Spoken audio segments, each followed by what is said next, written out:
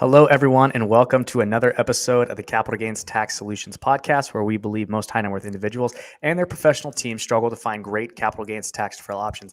Not having a clear plan is the enemy. Using a proven tax deferral strategy, such as the Deferred Sales Trust, is the best way to exit your highly appreciated assets tax deferred so you create, preserve, and grow your wealth. I'm your co-host, Pearson York, filling in for Brett Swarts. And each episode, I'm joined by some of the best wealth, business, real estate, and leadership individuals in the world to share ideas, deal stories, and inspirations. So together we can make complex tax deferral strategies simple and passive income plans achievable. As always, we're streaming on expertcresecrets.com, the Capital Gains Tax Solutions YouTube channel, and the Kingdom Luxury Realty Facebook channel. So please like, rate, review, subscribe, share, comment, notification bell. Am I missing anything? All that good stuff. And I'm super excited about our next guest. He's been in the financial education world for the past 16 years, focusing really on the community development side of financial wealth and financial planning. And before that, he was in real estate and finance. So please welcome our new friend, Vince Shorb. Vince, how you doing, man? Hey, good to be here, Pierce. Yeah, absolutely. So how'd you get started? Tell us your story. Yeah, early on, I always had an interest in real estate and investing and entrepreneurship. You'd find me in class in the back of the classroom, reading those books instead of paying attention to some useless subject. And I really found enjoyment there. And I followed through. I bought my first properties when I was 19, 20 years old. So I felt like I was on a good path, had a good vision. I had a few small businesses. I still worked. I wasn't secure by any means, but I saw the path forward for myself. And the thing I love most was people were asking me, how do I do this? Let me work on my budget, right? So I was helping them quite a bit. So I really enjoyed that at that point. And in college, I made some dumb mistakes, some simple mistakes that a lot of people do: college debt, credit card debt. And it really took me off that path. And even more than that, I was risking a lot. I was worried if I was going to be able to afford the mortgage. I was worried if I was going to be able to, get home in my junker car, missed out on times with friends and family. And so after college, I really wanted to get back into helping people. As you mentioned, I got into financial services, did that for a number of years. My last 6 years were in the mortgage space, and I saw a continuous cycle. I'd pay off people's debts, lower their overall overhead, and then 6 months, a year later, they'd be like, I need 50 grand more, right? So I changed at that point in my life. I was looking for something else, and my mom reminded me of my interest in personal finance in high school, and that's when we founded the National Financial Educators Council in 2006. Awesome. So got the start in real estate in college, and I want to talk about the financial space really quick, but I want to start where kind of you started. So are you still in real estate, or what are you doing with that realm?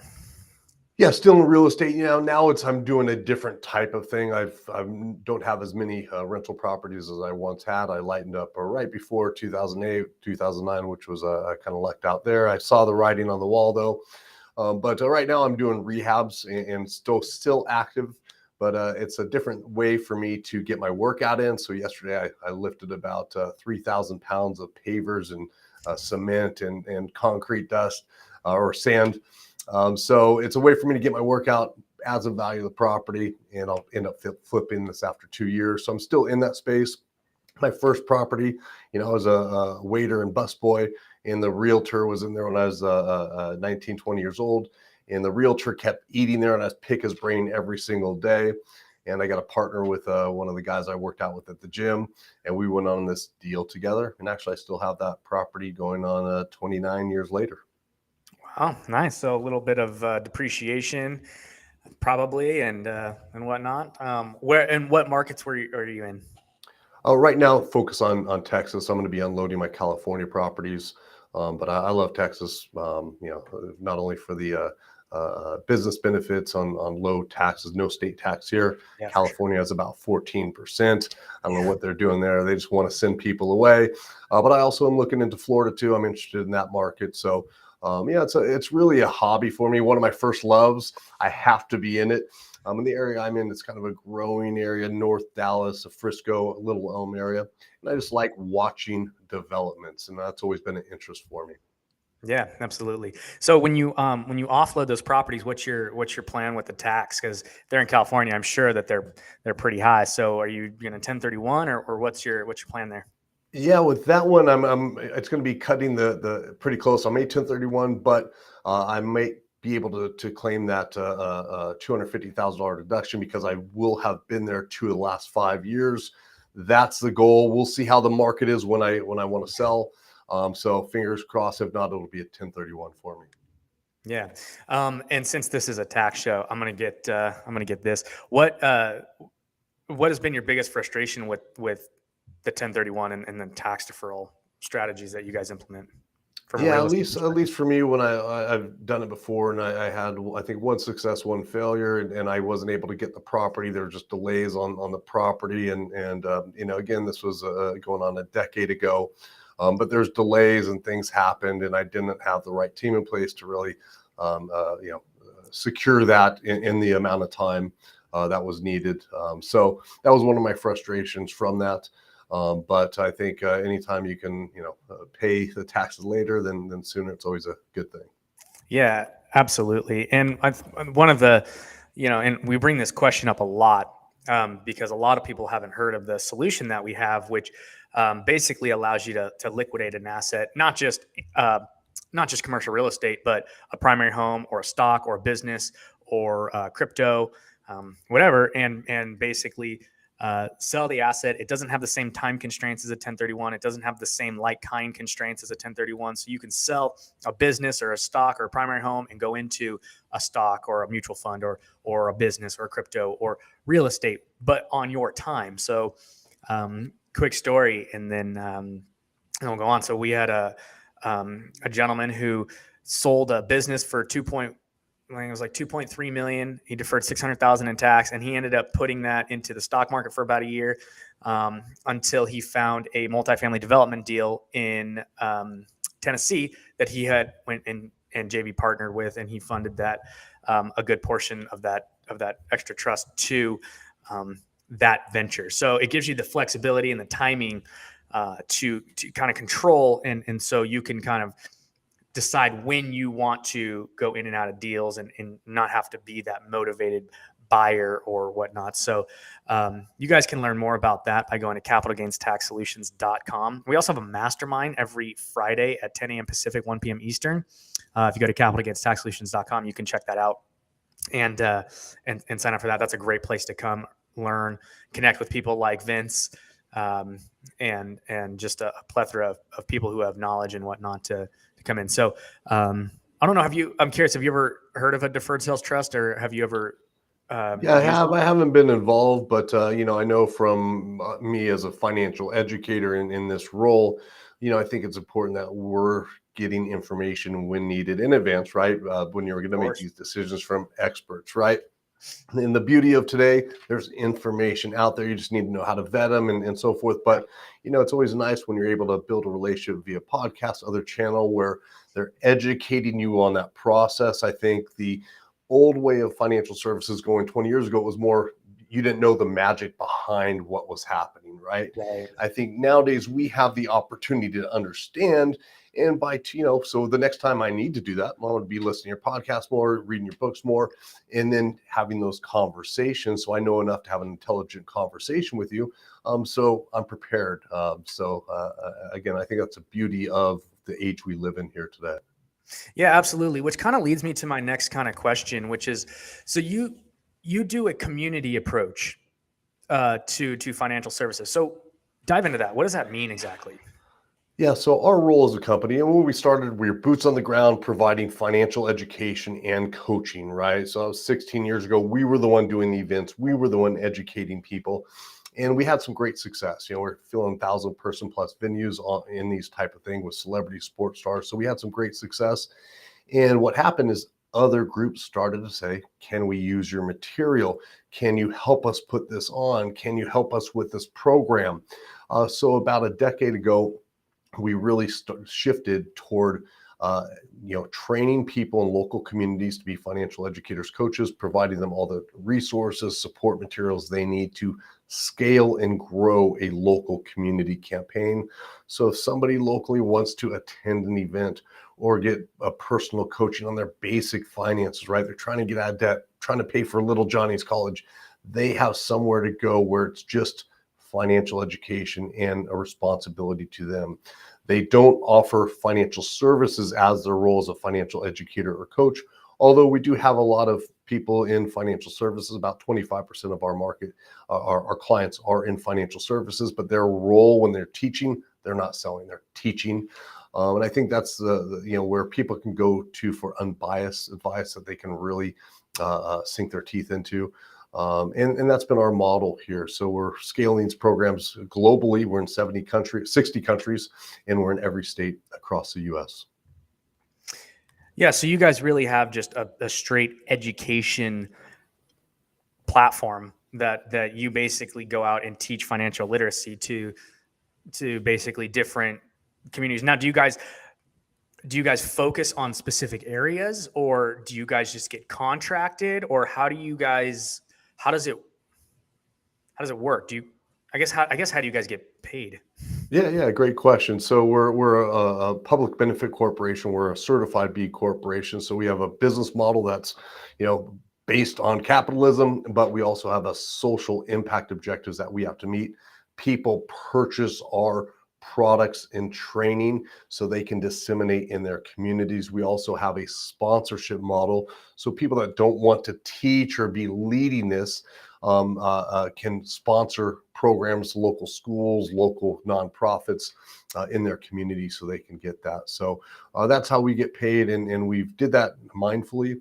We did not want to have any national sponsors that can influence what's in the material.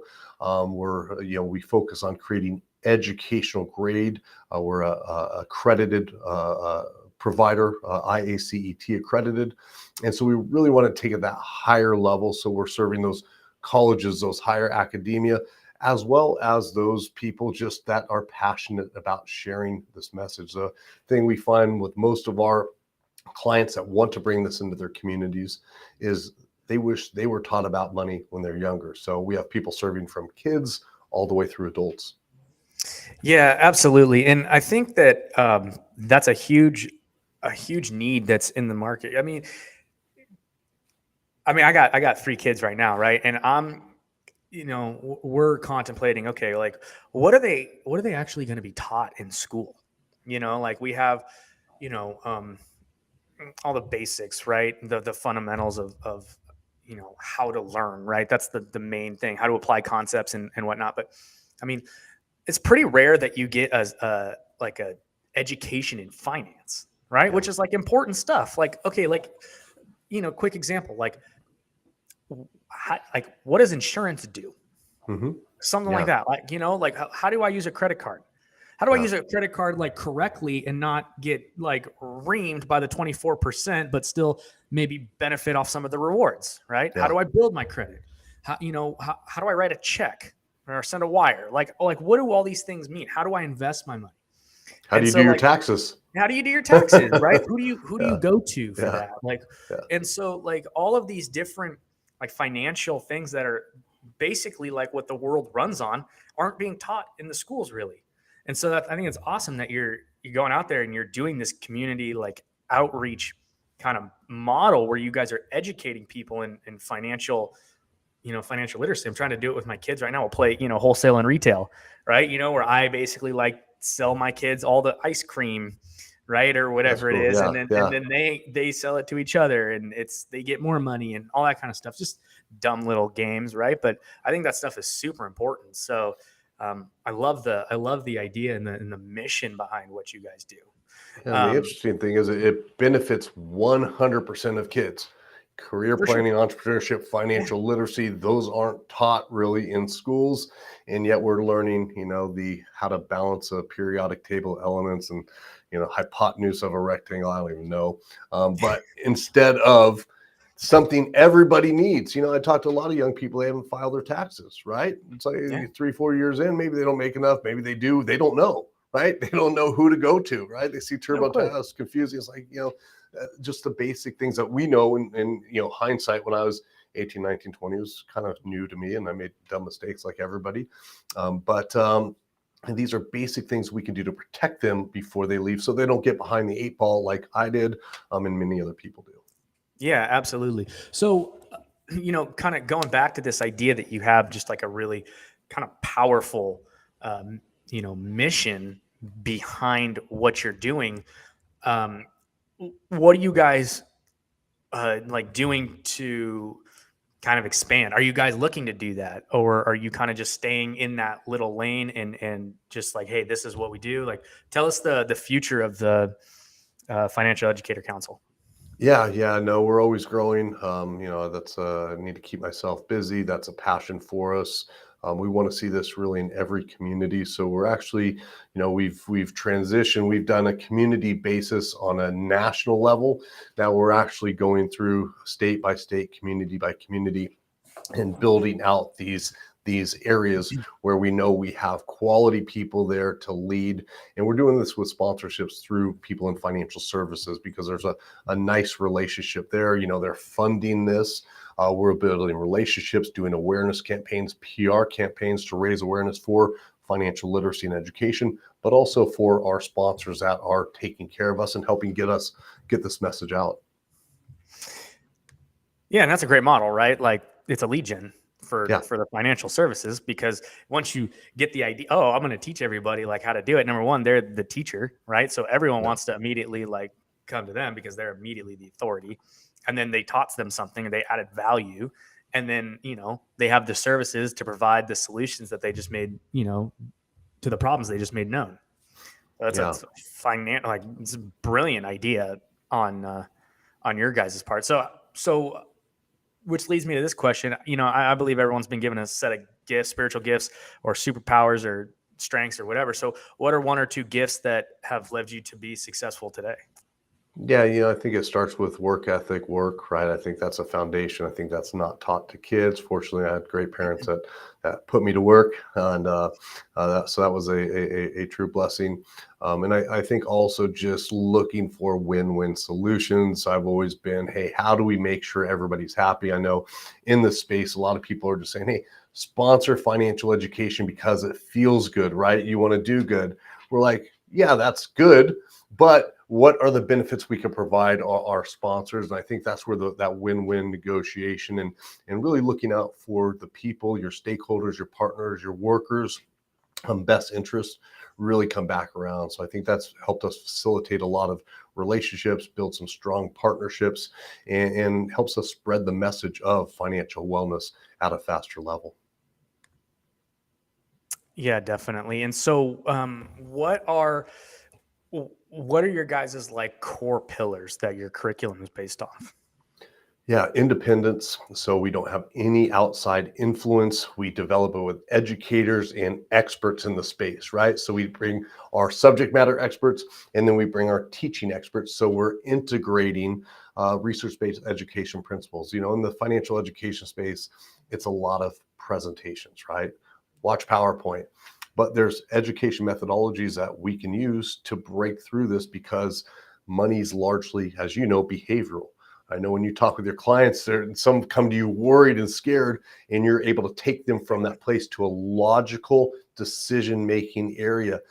So I think that's a critical aspect of what you're doing, and just being able to shift people's mindset to that. Hey, what makes the most financial sense for them at that time? So you guys bring subject matter experts in, and basically, and educators. So you Yeah. have the complicated that you then distill down to and make it, I guess, as digestible as possible for people in fun and exciting ways that they can really understand. Yeah, the key is usage, right? Hey, you can learn anything you want, but until you implement, that's really where we see that. And the beauty of personal finance is we can have them implementing the things that they're going through right then and there. So that's a nice thing. And where it comes into that psychology, the behavioral side is, hey, how do we keep them engaged, motivated, and really seeing the reasons they're doing this? Some people might want to buy a home, and they have that as their big vision, but they forget, they don't want to deal with their credit. They don't want to go contact the credit bureaus or try to work on that because it seems boring or hard, or they're busy in their day. But if we can relate, hey, this is your end goal. You want to have the home to feel secure and raise your family and pass it on for generations. You need to do this. So we need to get them to that state where they're remembering, so that they're continuing to gain that momentum. And our educators and coaches are there to support them toward that path. Yeah, definitely. And who is the who determines the financial philosophy that you guys base your curriculum off of? That's a good point too, because we bring in different philosophies, right? Because there's no right way, wrong way. For instance, let's take that debt. Some people prefer, even though financially it makes the best sense to pay off the highest interest rate credit card first, work that and pay that down. Some people just feel better paying it off with their lowest balance first so they can gain momentum. So we present them a variety of philosophies, and we say, hey, here's a few methods to do it. This one, if you're looking at just the numbers, it works out better, but we understand you may be making decisions from a different mindset. So we do give them that flexibility. And I think that's one of the things we want to do. We want to accommodate people's learning styles and help them customize it based on their plan and how they like to work. Some people are real tech savvy. They love to do budgets on spreadsheets or on, all these programs. Other people like the Excel, like to write it down. Hey, that's cool. However you want to do it, right? So there's different ways to manage your money. We want to present those options in an educational format, share with them, hey, what the pros and cons are, and let them decide and implement it into their strategy. What about when it comes to debt? And you have different, so for example, right, you have the Dave Ramsey on one hand, right? Mm-hmm. And then you have the Grant Cardone on the other hand, right? Polar opposites. Yeah. You can't do them both really. I mean, you could take pieces of, the Dave Ramsey approach where, you get your emergency fund, right, and you pay off all your debt. But, you can't really, in Dave's philosophy, you're not leveraging. Right. You're saving, you're paying off debt, you're buying cash, you're doing all these things that are at the end, right, going to produce a result if you save versus, the Cardone method, which is leverage, and maximize, right, into cash flowing properties. Right. So, so how do you guys determine which philosophy surrounding that whole situation? Yeah, we really allow them to determine. So we have them go through a risk analysis. What's their risk tolerance, right? Where are you on that stage? Do you want to be super secure, or are you willing to take chances? We also have them do some sentiment surveys and go through that training, which is basically, putting them through a variety of scenarios, asking them how they would feel, right? So what we want people to do is make decisions that will allow them to sleep at night. I personally have my own philosophy where I may lean more toward that Cardone side, but that's me. I can sleep at night soundly. I don't care. But other people that are more risk adverse, maybe they don't go that route. So through the way we approach education is as through self-exploration. Everybody's going to determine their own path, especially when it comes to investing and debt and those types of things. I think one thing we can all agree on, at least the people that contribute, are, hey, have somebody that does your taxes, right? Make sure you got that sound so you're not getting in trouble with the IRS. But in many of the other instances, there's so many different ways that somebody could do it based on their risk profile. Yeah, definitely. And so you guys basically allow them to, and so are you working with these people one-on-one as you're kind of going through these, or how are you doing that in a community setting with a bigger group of people? Are you guys doing these presentations? You're like, hey, today we're talking about this, is this a multi-day kind of presentation that you put on, or is it just a 45-minute assembly, or how do you guys structure this? Yeah, so we are providing people in communities to lead these programs. Now, each group that they work with will have their own constraints. Let's say one day they're working with a nonprofit that says, hey, we have 2 hours and we're working with high school students about to leave and go to college. Well, we're going to look at, hey, what's their life stage? what's the constraints of the organization, and do the best we can in that time. In the perfect world, maybe working with a employer the next day, and they say, hey, we want you guys to come in and really help our employees down the warehouse to tackle debt, right?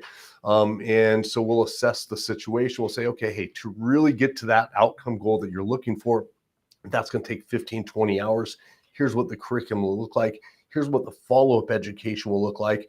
And in addition to these financial education programs, we'll provide a counselor there that they can call or come in during hours and visit. So each organization we serve is different based on the constraints. In the perfect world, again, time is important in financial education. If you study taxes for 2 hours, are you going to be able to do somebody's taxes? Absolutely not. Same thing with financial education. And so really, we look at our community champions, what we call them, as really consultants. They understand the needs of the organization they're serving, that they're partnering with, and also the end user to determine what's going to be best and produce the best outcomes. Yeah, and I think that makes a lot of sense. Because I was kind of going to be like, well, how do you do that in 45 minutes or whatever? It's like, it's got to be tough. And we see a lot of these programs. Yeah, they go out there. We have a financial literacy 101. They do it to everybody, right? It's financial literacy. It's 90 minutes. That's not, it might help some people, but, unless you know the real situation of that audience member, if you're talking to somebody pre-retiree that's good, has money set aside and somebody deep in debt in the same class, it's going to be very hard to find common ground on what's going to benefit them both. So that understanding the audience is really key. And, like things with your podcast, you're getting the audience that's interested in the subject because you're marketing, you're getting that out there, word of mouth, your reputation, right? And that's the way we're looking at this too, is, hey, we're trying to draw in those people that have a similar life stage or are trying to overcome a similar challenge, so that time they spend with us is useful. Yeah, definitely. Okay. Speaking of time, we're kind of running out. So I want to make sure I get you into the lightning round here. So are you ready? I'm ready. I'm always ready for lightning. What's your favorite book? I'd say Good to Great right now. I've just been reading that again. So really focus on my role as CEO. Awesome. What's your favorite leadership quote? Off the top of my head, I don't know, but exactly. But I think it would be something around hard work and dedication leads to opportunities. So that's my own quote there, Vince Shorb. Yeah. Quoted. What are you most curious about right now? Really just building out programs. So I'm always fascinated by like politicians and by causes and how they can really, take hold of the nation. And, I see with financial education, we're missing that enemy that people could rally against. So I'm really seeing, hey, how can we bring in more energy to the cause that I think is a social impact cause of our time, which is personal finances. Awesome. Any parting words? No, I just thank you for your efforts. I think now, like I said before, we have opportunities for education. So things like you and Brett are doing are great. And I think, hey, when people are ready to make those types of decisions, you need to get that education. However you do it, attend one of our classes, watch the podcast, read a book. There's so many ways. Just make sure you're educated. So when you are talking with that financial professional you bring in to support you, that you're having educated conversation and you're able to make decisions with confidence and security. Awesome. Well, Vince, thank you so much for your time. And guys, if you want to connect with Vince, you can do that at financialeducatorscouncil.org. That's financialeducatorscouncil.org. And you'll be able to get a whole bunch of information on there if you're interested in having him come in and give a talk or assessment. Go to his website and you can find a bunch of information there. And if you guys are interested in learning more about the Deferred Sales Trust, make sure to visit our website, capitalgainstaxdeferral.com. capitalgainstaxsolutions.com. It's capitalgainstaxsolutions.com. And check out our Mastermind Deferred Sales Trust Masterclass every Friday, 10 a.m. Pacific. 1 p.m. Eastern. And thanks again, everybody, for listening to another episode of the Capital Gains Tax Solutions podcast, where, as always, we believe not having a plan is the enemy, and using a proven tax deferral strategy, such as the Deferred Sales Trust, is the best way to exit your highly appreciated assets, tax deferred, so you create, preserve, and grow your wealth. Please rate, review, subscribe, share, comment, like, all that good stuff. Vince, thank you so much again for your time, man. It was a pleasure. And Thanks, we'll Pierce. see you guys on the next one. Have a good one.